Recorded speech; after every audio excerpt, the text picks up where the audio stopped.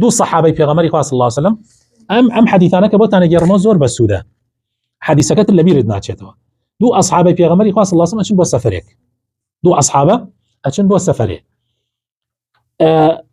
لە شوێنێکە نوێژ دێتە سەرا، نوێژ کاتی نوێژ دێتە سەرا، نوێژی نیوەڕۆ با بڵێن یان نوێژی عەسر. کاتی نوێژەکە دێتە سەرا ئاو نییە، تەیەموم ئەکەن و نوێژەکانیان ئەکەن بە تەیەموم.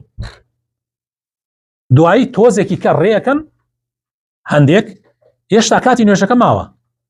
بۆ نمونە ئێستا نوێژی نیمەڕۆ سعات چەنە؟ سعات 3 وا داینە سعات 3 عفوا نوێژی نیوەڕۆ سعات 12 دانێتەوە، نوێژی عەسر سعات 3. ئەوان لە 12 سەیران کرد ئاو نییە، تەیەمومیان کرد و نوێژی نیوەڕۆیان کرد.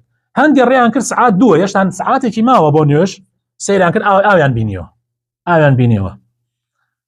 یەکێکیان وتی وەڵاهی ئێمە بۆیە تەیەموم نوێژمان کرد ئاو نەبووەوە، ئێستا ئاو هەیە و کاتیشی ماوە، دەست نوێژی گرد و نوێژەکەی کردەوە، یعنی نوێژەکەی دووبارە کردەوە.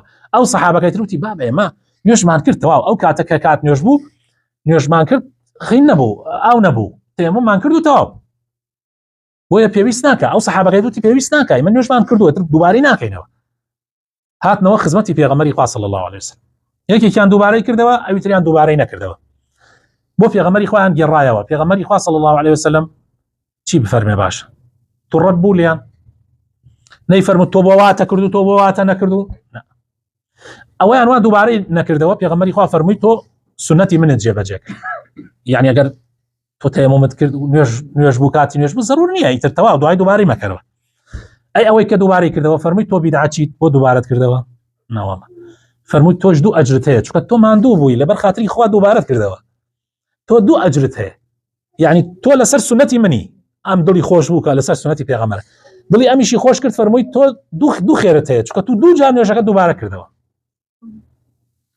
یعنی دووبارە کردەوە نوێژەکە، تو دوو ئەجرت هەیە. یعنی ئەگەر تەماشا بکەی ئەم حەدیثە زۆر گرنگە بۆ ئەمڕۆی خۆشمان.